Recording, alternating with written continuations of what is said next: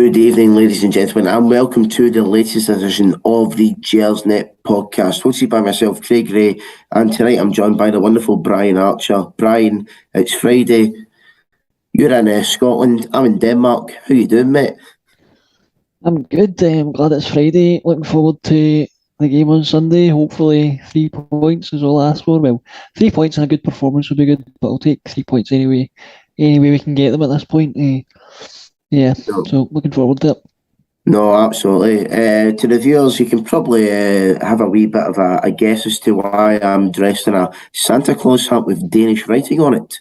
That's because right now I'm actually doing the Gersnet Podcast live from Copenhagen, Denmark, on J-Day. So this is what we show to our supporters and our followers, that we're right there to get by you every step of the way. We'll do it at home and abroad as well. And just before we start, just if I can obviously introduce the podcast and the forum as well. My name's Craig Ray, your host tonight. The forum, www.gersnet.co.uk. It's an independent Rangers podcast made for fans, by fans, and all content is free all the time. You can get forums, articles, social media posts, podcasts like tonight, and our history archives, and you can get it all over at www.gersnet.co.uk. And just before we get into the swing of things, I'd like to give you a little message from one of our main sponsors, and that is Forest Precision Engineering. They're a subcontract Glasgow-based engineering company who've been a big commercial supporter of Rangers for many years, and we're absolutely delighted they're backing your podcast over at Forest, PRECISIONENG.com. And you can also visit the Forest Precision Executive Lounge, a stunning new hospitality area within the historic main stand at Ibrox. For more information on how to book this historic and unique space, email the club via hospitality@rangers.co.uk. As I said, it's a wee bit of a different podcast tonight. I don't know if I've ever done hosted one from abroad, but here we are anyway, Brian. I mean, we're coming off the back of a pretty poor result on Tuesday, but as you say, we're hopeful for the weekend. Yeah, Tuesday was a bit of a disappointment to us. I think we'd all kind of hoped that we could end the Champions League campaign on a bit of a positive result. We know it's not been the campaign we wanted. We've not really competed how we wanted. Certainly, from my point of view, at the start of when the draw was made, I'd kind of convinced myself that we had a chance of getting third, maybe even second. I wasn't quite sure how Napoli and Ajax were performing, to be honest. I don't keep an eye on Italian football, to be honest. I wasn't quite sure what to expect from them, but I think it's just proven to be a bit too much for us this time. But it's the first time back in the competition in a decade. I think the key thing for us is we need to continue competing in that competition to improve and get better. Winning on Sunday is crucial to that aim. We need to win the league this season to get automatic entry. Because as we've seen this season, qualifying's not a guarantee by any means. No, you're absolutely correct. I mean, it was a difficult route to qualify for us anyway, but I mean, I got your point there about the whole, we didn't quite expect it from Napoli. I mean, that Napoli side have turned out to be possibly the best in Europe this season. I mean, it's like you've got Ajax there, who are obviously the Dutch champions. They were the top seeds. Liverpool second seeds. Obviously, they've not had the best of seasons in England, but it's Liverpool.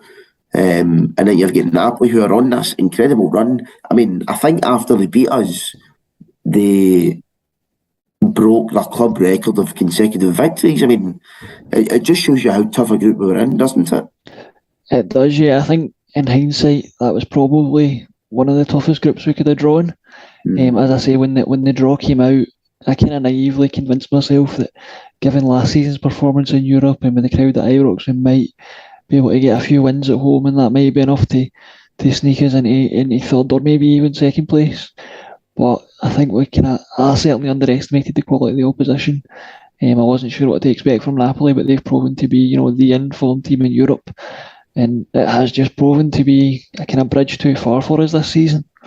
And that's disappointing. And I think the manner of the performances for me has been disappointing. You can lose games to better opposition, but for me, the manner of some of those performances and the kind of collapse, particularly against Liverpool at home, was particularly disappointing for me, where we just seemed to cave in and the floodgates opened. And for me, that can't happen to any Rangers side, regardless of who you're playing.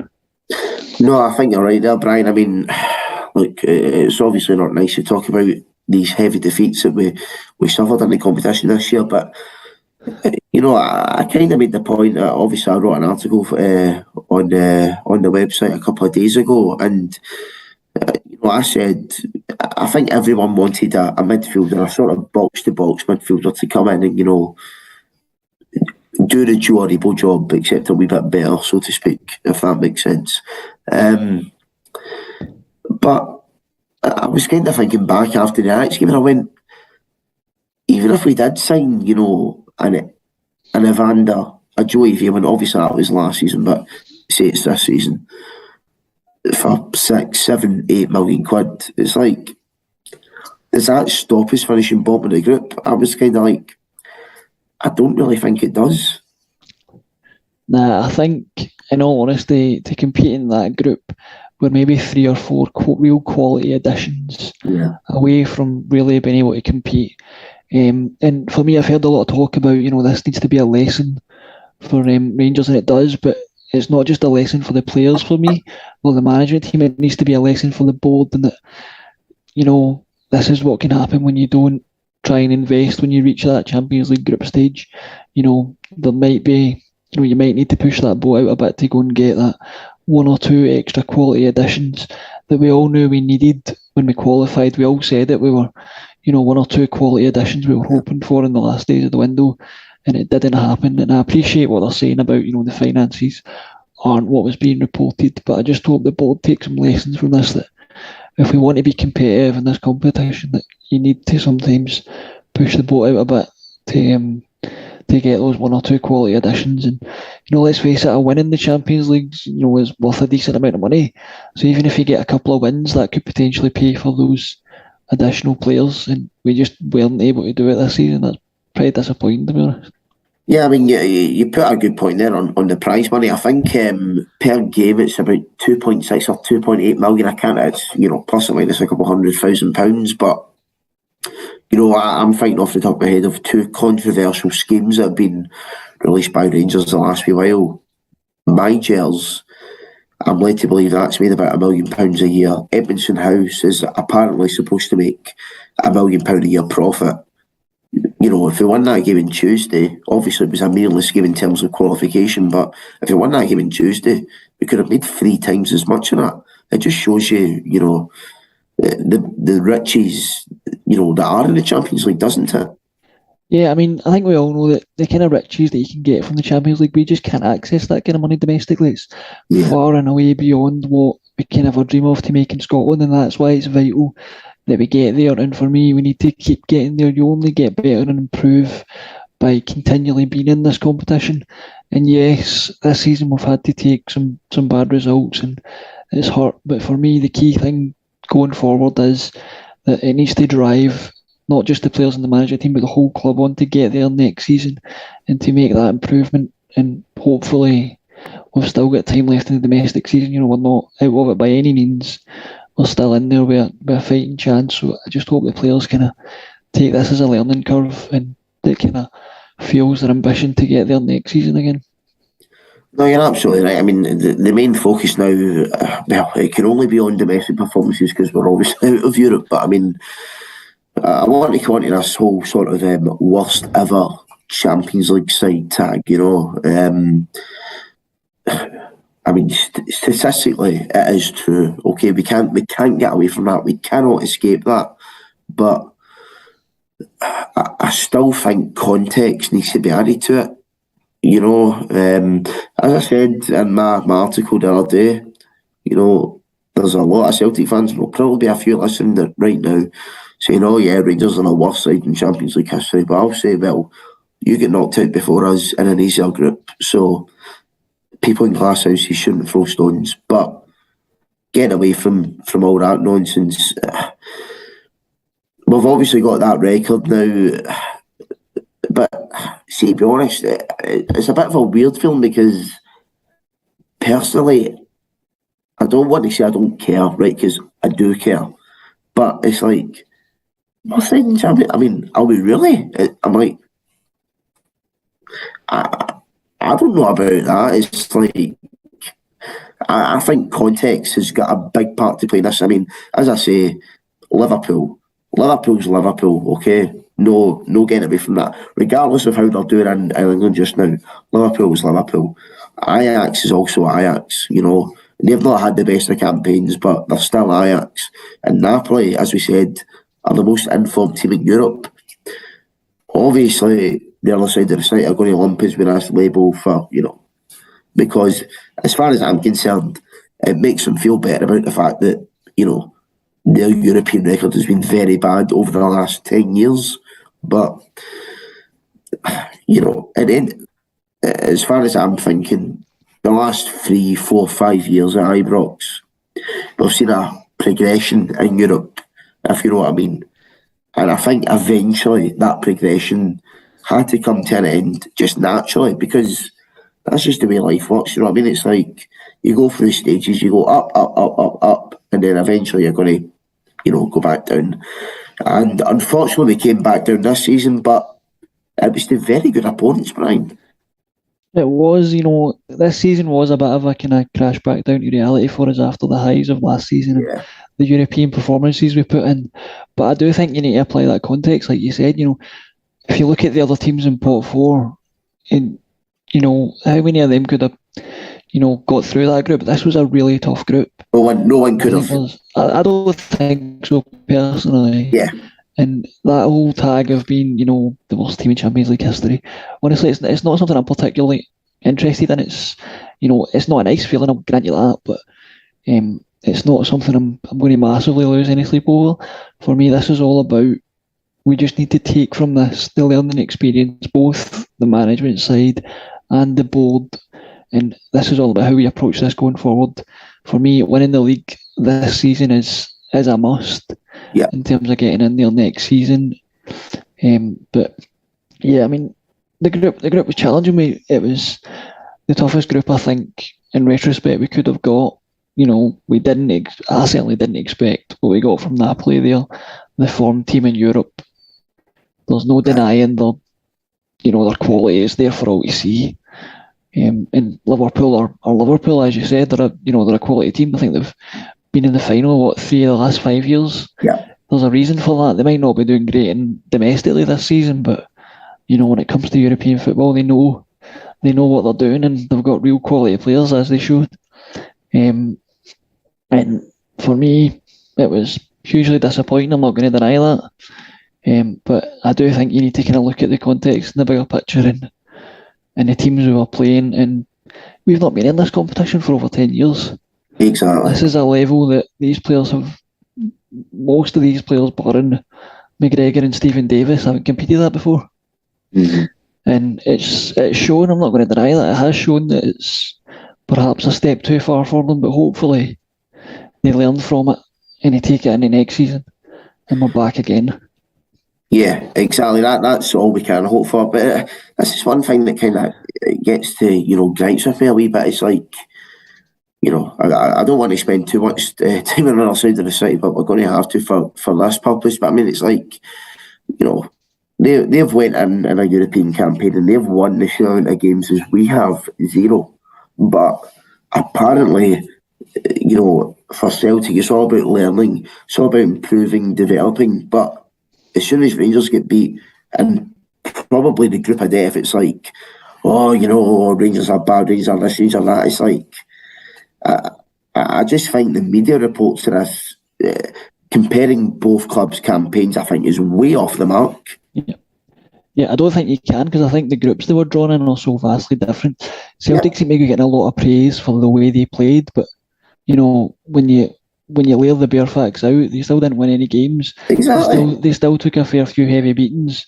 Yep. You know, they scored at the Bernabeu and they celebrated as if they were going through, and that kind of says it all with me. I don't think you can compare it. I think, you know, at the end of the day, either team won a game, and I don't think you can praise one team because they had a bit of a go, but still took some heavy defeats. Yep. Whilst also criticising another team for not winning games, but taking some heavy defeats. I think the same criticism sort of has to be levelled at both. And I would argue Celtic got the slightly easier group, and the team they got from pot 3 for me. If you put Celtic in our group, would they have fared any better? I really don't think so. If you put us in their group, would we have fared any better? Arguably, I think we could have. I think I genuinely think if we got Celtic sub, we would have gone through to the last 16. I think we would have got the Europa League. Yeah, at least. Yeah. At least. Yeah. And people might argue against that, but I think I agree with you. I think we would have, at the very minimum, we would have got the Europa League. Yeah.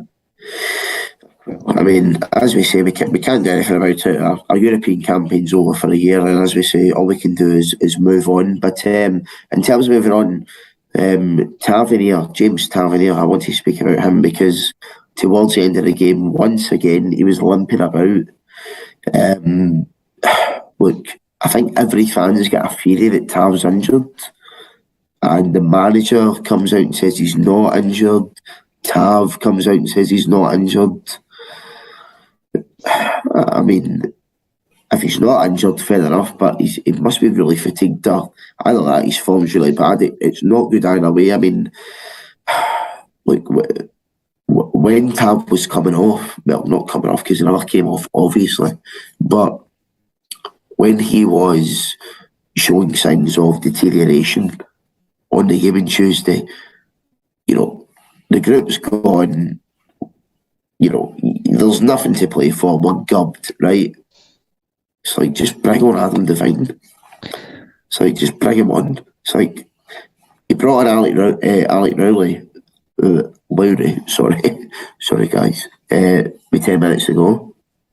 Just bring on Devine. It's like, he's supposed to be your second choice right back. It's like, I don't understand why the manager just clearly doesn't have the faith in this boy. For me, the telling thing was against Dundee in the Cup. Yeah. Tav still played that. For me, that was the perfect opportunity to say to Tav, put your feet up. If you're not injured, you definitely need a rest at the very least. So have the game off. We'll bring in Devine, and we'll see what Devine can do. I think we all want to see what he can do. We all think he's got talent. He's shown that in glimpses, but I think we're all quite keen to see a bit more of him, to be honest. And the form that Tav's in, if he's not injured, then his form's, pretty poor at the moment. So, I think there's an argument to be said that he should be dropped on form alone. If Nathan Patterson was waiting in the wings, for example, would Gio have taken Tav out by now and put Patterson in? Well, he would have. I think he probably would have. Yep. And I think, he would have deservedly so, because I think Tav's form has been pretty poor this season. And I can kind of get why they're saying that he's not injured. I think clearly he is injured. They don't want to come out and say that. Yeah, he gives opponents an edge. So you're not going to come out and say that. In today's world, you're not telling me that opponents don't know that he's injured. They can see, they're watching the games. Aye. They know just as we know that he's carrying something. So he's already a marked man anyway. So for me, I don't think, certainly during the week there was no harm in bringing Adam Devine on for the last half hour. As you say, the game was going. At least give the kid the experience of playing in a Champions League night at Ibrox. Exactly. If that's all that he gets out of it, then that's a benefit in itself for me. The same way he brought on Alex Lowry to get that experience. For me, bringing on Devine would have been just a sensible decision. I don't know if it's because Tav's the captain. I don't know if he doesn't want to take his captain off. I don't know if that's got anything to do with it. But for me, it was the wrong call for me. He should have, when he went down injured, he should have taken him off and brought Devine on at that point. I know Tav went on to score the penalty, but for me at that point, Devine should have been on the park and given that experience. Yeah, no, I absolutely get 100% with you, Brian, there. I mean, obviously we're going from one key player to another here. Well, supposedly key player Alfredo Morelos, before Tav dispatched his penalty, he missed an absolute sitter. I mean, we can't get away from it. I mean, I said this a couple of weeks ago when I was on with Stuart and Chris, I was like, Morelos, it's like, I know him and Ken are going into the last year of their contracts, right, and they're probably worth the same amount of money, like if they've got the same contract behind them. But I genuinely think there's people at Rangers that are just went Morelos like, do you know what, you cost us £1 million. I've got more than £1 million out of fun out of you. If you want to go, you can go. And to be honest, I feel that in the performances, it's like, I don't know what to say, because it's like, it's a guy that's been there the last 3, 4, 5 years. It's been the star player. We can't kid about it. He has been the star player. His performances under Gerrard at the start got us into the Europa League. They got us out the group stage. They got us into the latter stages. And then eventually they got us into the final.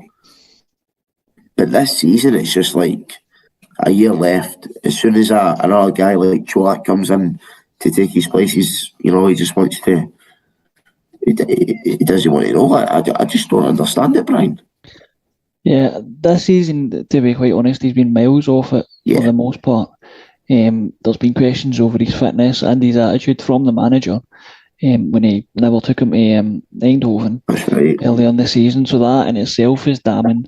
There's obviously he's coming into the last year of his contract. I think Rangers at the time had announced they basically paused contract talks with him. So it seems like they are not to say happy to let him go for free, but they're willing to if it comes to that, I guess. Yeah. And like you say, we did only pay £1 million for him, and we've had more than £1 million worth of value out of him in terms of the goals that he scored and his contribution over the years. I don't think you can deny that. I think we'll always remember Morelos fondly if he does indeed leave in the summer. But for me, it's a sad way for him to go out if he keeps it up this way, because we know what Alfie can do at his best. He can terrorise a defence on his own. Yep.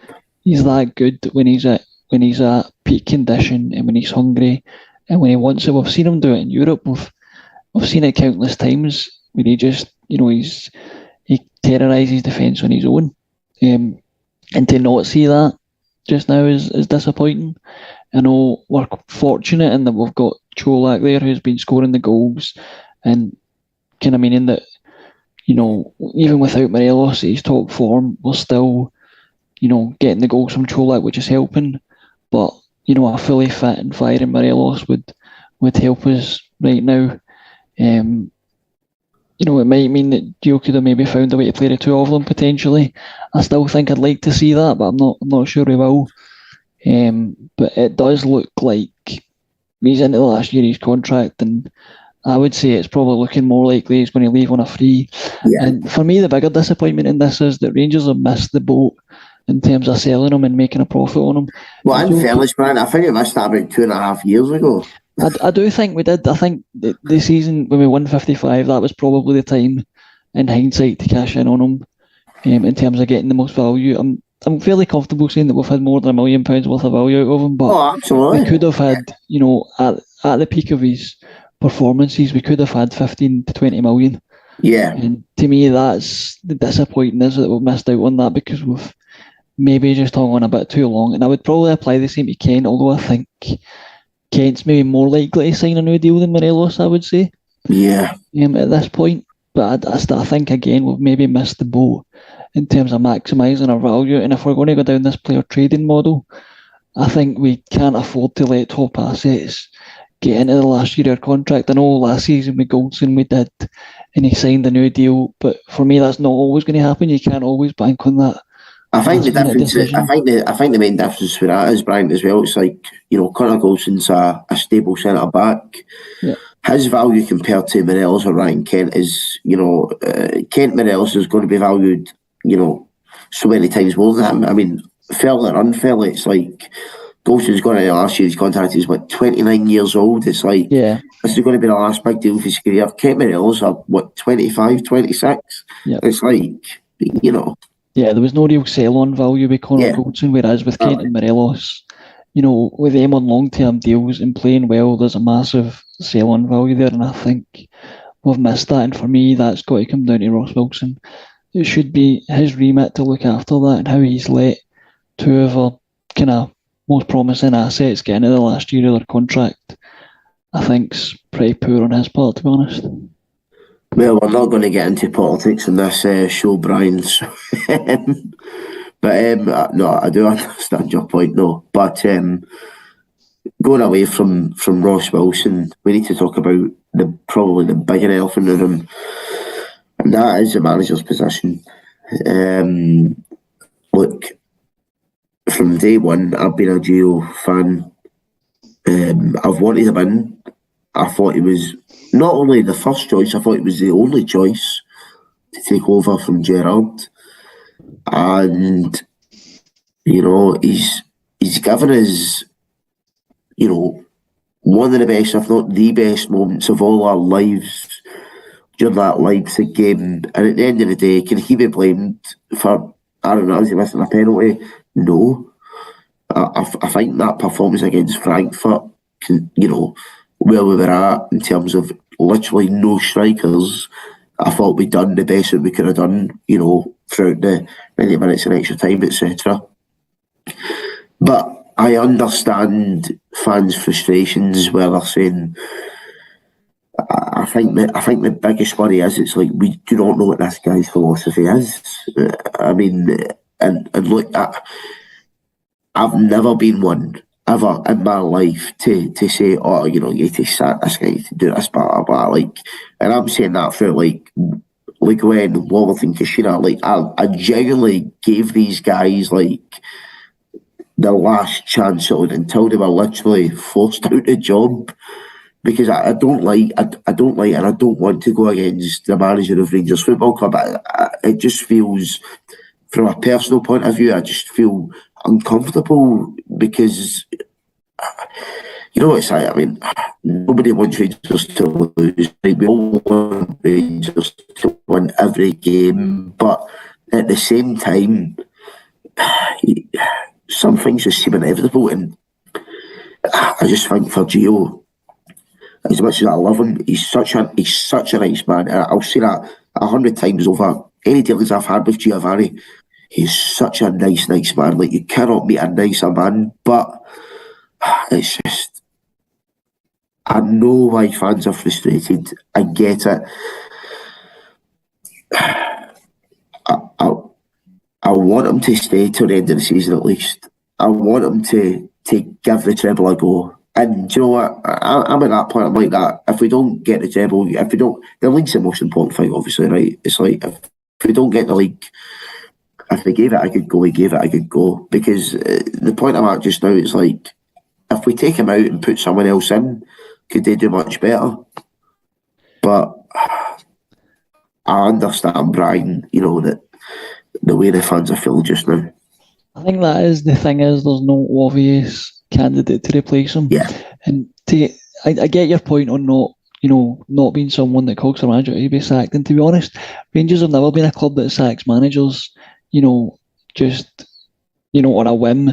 And the Rangers support have never been a support that will call for managers to get sacked. That's just not something we do. And where I'm at with Gio is, I think Gio's a really good manager. I don't think he's a bad manager. I think he could comfortably go to a mid-table Premier League team or abroad and he would do a really good job. But I think his style of play is just not suited to Scottish football, particularly in the environment that Rangers are in, where you need to win every single week. It's a really unique environment. It's not like other leagues where if you're chasing the title but you drop points, it's kind of okay because there's other teams that will take points off your rivals. Up here, that's pretty unlikely, where it literally is Rangers and Celtic and the rest. And when one of us drops points, it's seen as a disaster. And I think that environment, I just don't think Gio's style of play is suited to it. And the thing I keep going back to is, as much as he gave me one of the best nights I've had supporting Rangers when he took us to the Europa League final, that game against Leipzig at Ajax, that'll live with me forever. But yeah, of course. On the flip side, I also think about the fact that we were 6 points clear. Yeah, I last know. season, and that, he let that slip under his watch, and for me that also has to go against him as well as the form this season. So personally, I do think it's more of a when, not an if. It's not something I'll be happy about. I won't be celebrating it on Twitter. It's not something I want to see. I'd like to see Gio succeed. There's nothing that would make me happier than see him lift the league title at the end of the season. That would and the Scottish Cup and the League Cup. Yes, of course, that goes without saying. That's a given at Rangers, but personally, I can't see him taking us from where we are now and the performances that we've seen to where we need to get to win the league. Yeah. It's not something I enjoy saying, but it's just how I'm feeling just now. I hope he basically rams these words down my throat, to be honest. I'll be quite happy with that, but at the moment I can't see it. Yeah, I do completely understand where you're coming from. I think the point that I kind of made in my article a couple of days ago, so I get stats from my friend Alistair at Follow, who said that Giovanni had played 37 league games and got, I think, 90 or 91 points. So I done a calculation basically over a 38 game period. It would mean that Giovanni would have got 92 points out of 38 games a whole season. And that is including playing 3 games at Celtic Park, 92 points. So, you take the average or the Rangers, the home advantage, Celtic home advantage, you could technically say that over one whole season, Giovanni has got Rangers 93, possibly 94 points. I said, that's enough to win us the league. 9 seasons out of 10. It's like, what's the issue? I think the issue is, I said this, we called a few weeks ago. Right now, Celtic, domestically, not in European football, but domestically, they've got it sussed.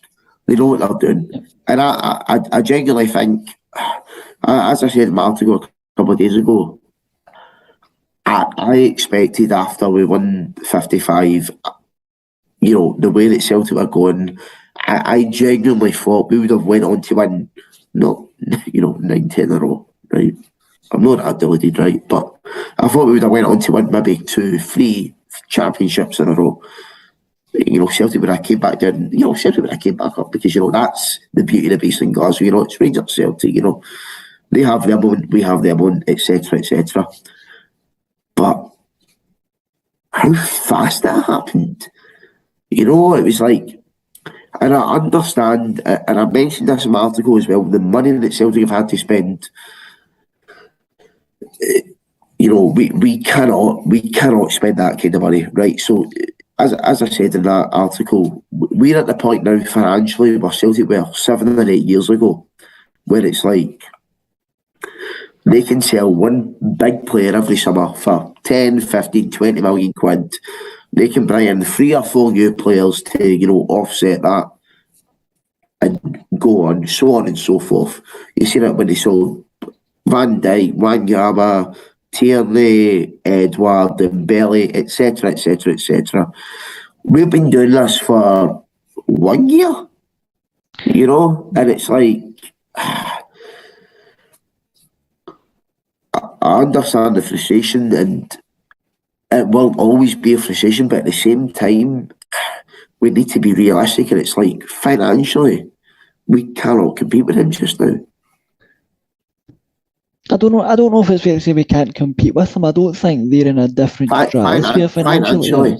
The point I'm trying to make is, they've qualified for the Champions League 4 times out of 10, which, by the way, is a failure for them, because Peter Lawwell said we need Celtic to qualify 3 times out of 5 for the Champions League. So that means 6 out of 10. So if it's 4 out of 10, you're failing. But it's still 4 more times than we qualified in the last 10 years, do you know what I mean? So, like, they've still got 20, 30, 40 million quid in the bank, where as soon as we're doing well, and I'll use this point as well, under Gerrard, 18-19, okay, bit of a breather season, coming into it. 19-20, we looked as if we were going to win the league, and then we fell apart after one break. What did Celtic do for their 10 in a row, 9.75 in a row season? They spent money. They brought in Barkas, Ayeti, blah, blah, blah. Now, obviously, that did not work for them in the end, but the fact that they've got that financial muscle to do that, they did. And as soon as we won the league the season after, what they doing? Okay, they sold Edward, they sold Dyer for top price fees, but Postecoglou spent in the region of 40-50 million quid last season. It's like, we're not going to get that money to spend. I mean, well, we're not in Scottish football, and for me, that's why the Champions League and the continuous participation in the Champions League is so important. That's the only way we can close any financial gap. Yeah. But for me, I don't believe that their squad is vastly superior to ours on paper. I really don't. They might be, they might have spent X amount of millions more than us, but I genuinely don't believe their squad on paper is vastly superior. Yeah. I think they've got a manager that's getting more out of their squad than what our manager is. Ours just now, they've got a manager that seems to play a style of football that works in Scottish football, and that they go fast at teams for 60 minutes. By that point, 9 times out of 10, not pure, you've won the game. Right. You're 2 or 3 up, so you can come off the gas for the last half an hour, and that's their tactic. We know that. We've seen it against us. We've seen it in other games. We know that's what they do, but it does seem to work in Scottish football, and I think for me that's the big difference. I don't see a massive difference in quality of player, if I'm being honest. I just think they're getting more out of their players than what we are ours just now, and I think for me that's another reason why I'm kind of the opinion that a change of manager would be the worst thing for us if we can get somebody in that could get more out of these players. People like Ryan Kent, who he's got undoubted quality, but his numbers just now, when you compare him to someone like Joe, for example, the numbers are completely different. And for me, Ryan Kent is capable of the kind of numbers that Joe is producing. I think Kent's a better player on form, but he's just not on that form, and he's not the only one. We've got others that kind of going through similar. Aye, you're right there, Brian. I mean, I just, as you say, I agree with you. I don't think this Celtic team are miles better, even better at all. Like on an individual level, than these Rangers players, it's like, if you look at our European performances, and I'm not just going to be on it says, oh, by the way, we done well in Europe one season, we're better than you.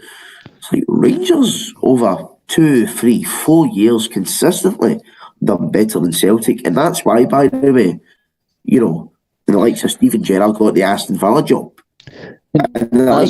That's also why they got their automatic entry into the Champions League. Exactly. But and saying that though, they were still pot 4 the same as us.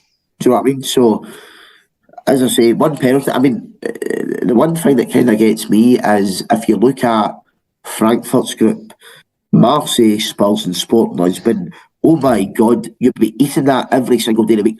Genuinely, I'm not taking a piss out of it. I genuinely think we could have finished top of that group.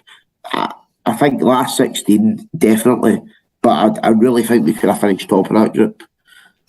It would have certainly been a better group than what we ended up with, and it's kind of like, that's what you could have won if only that penalty had went in. That's what we potentially could have. That's what we could have got, but we can't do anything about that now. We got the group we got, and it was a really tough ask.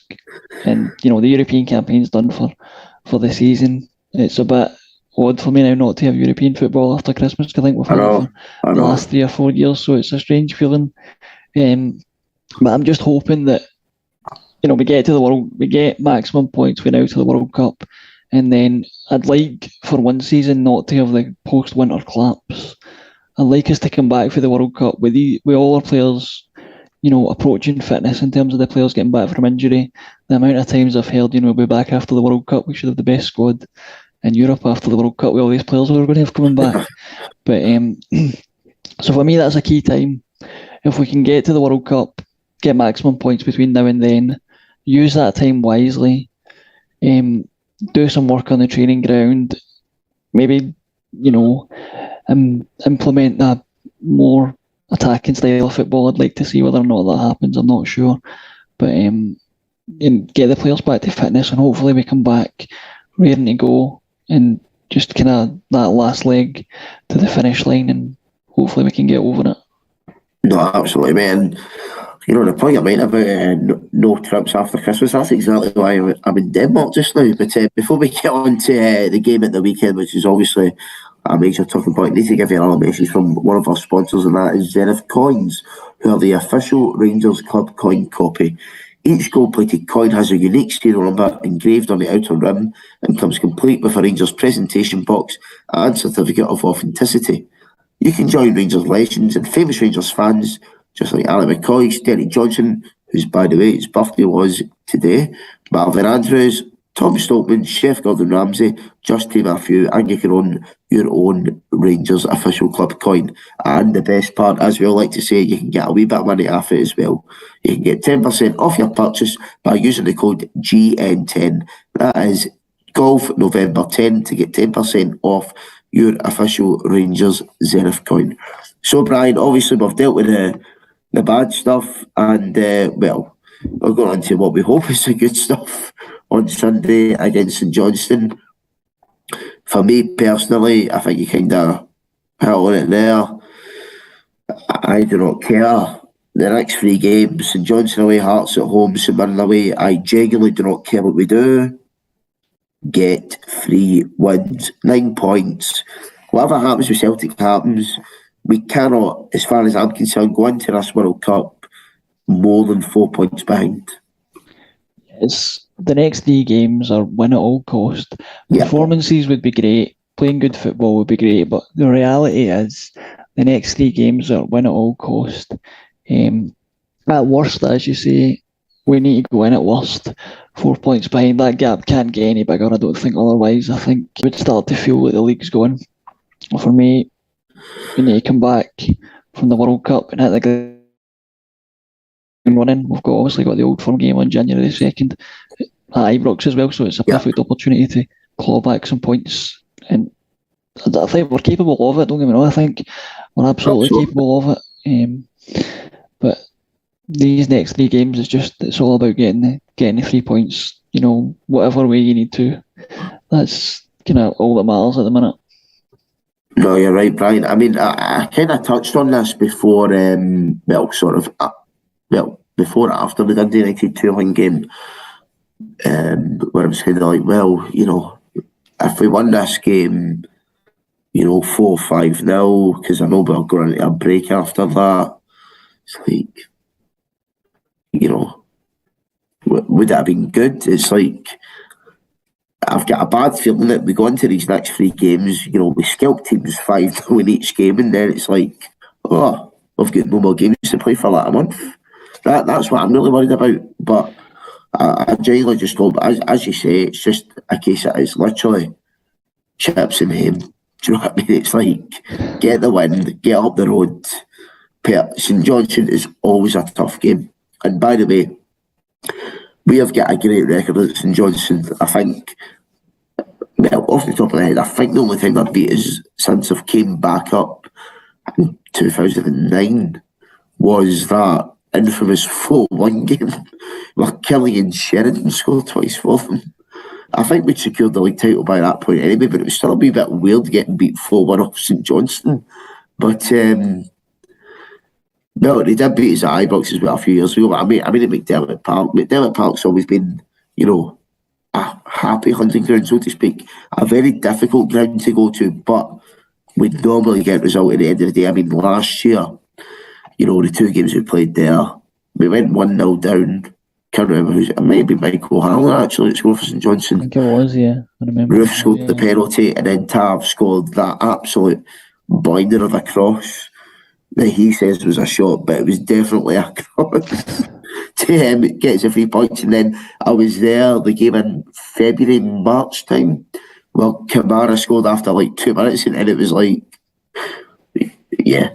nothing else happened after this, and Gio never made any subs, and everyone was just like that. What the hell is going on here? But the point I'm trying to make is it's a tough ground to go to, and do you know what? St Johnstone are on a pretty decent run of form.